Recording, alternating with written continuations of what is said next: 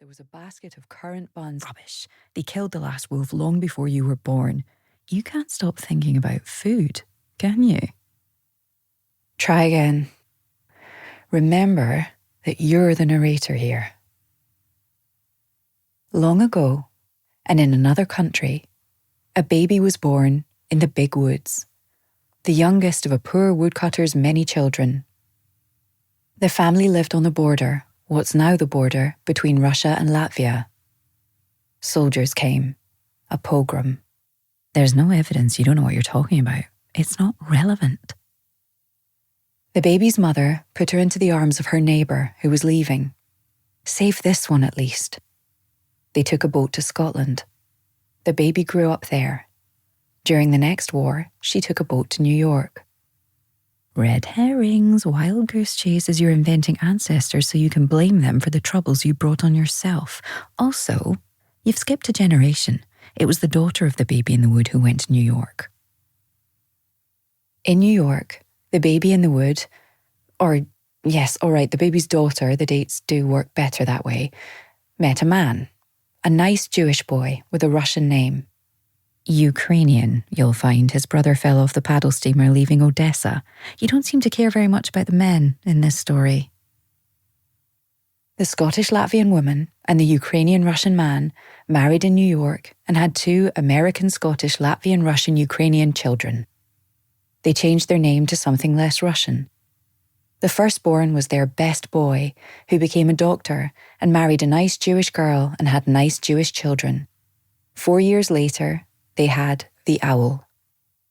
They spoke Yiddish to each other when they didn't want the children to understand, but they made sure their sons spoke only English, ate American food, and wore American clothes, went to summer camp and played baseball and bought corsages for the dates they took to proms. Have you ever even seen a corsage? You're getting this from films, you have no idea. The Scottish-Latvian daughter of the baby in the wood was a difficult woman and a bad mother.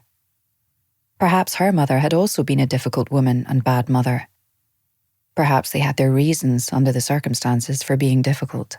Excuses, you mean? She was crazy, cuckoo, loony, wrong in the head, it runs in the female line, that kind of thing. Soon, the owl saw that his mother was not only a difficult woman and a bad mother, but the wicked witch of the West, and so he ran away, back over the sea to England, where he changed his name and ate pork and wrote a PhD in social science, tables and graphs for human behaviour, quantities, fact. He disliked England and the English, their lukewarm grey food and plumbing, the way they wouldn't say what they meant, but it was better than sharing a continent with the wicked witch. He met the Jumbly girl, who was from Yorkshire and not Jewish, and he married her and moved to Scotland.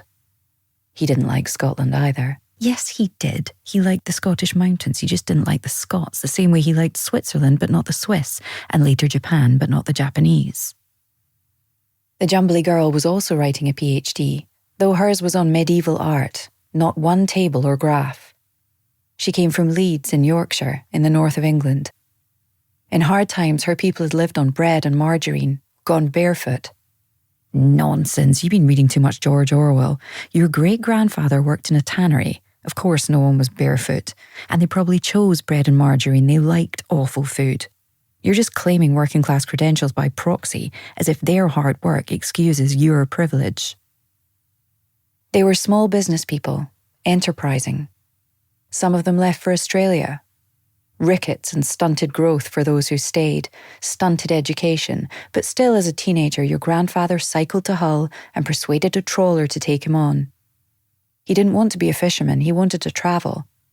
He saw the coast of Iceland before seasickness got the better of him and he gave up and went home. That doesn't sound very likely. Why do you need all these travelling forebears? Can't you just admit that you're pathologically restless, can't settle, keep a bag half-packed and a line of sight on the door? Not very nice for your children growing up like that. It's your problem, a difficult woman problem, nothing to do with your grandparents. You had the story about Iceland from your grandfather's own lips, so if eyewitness testimony is truth, even when written down 40 years later by someone who was a child at the time and already given to storytelling, it's gospel. Gospels being, of course, also eyewitness testimony written down decades later by people given to storytelling. The rickets and stunting were...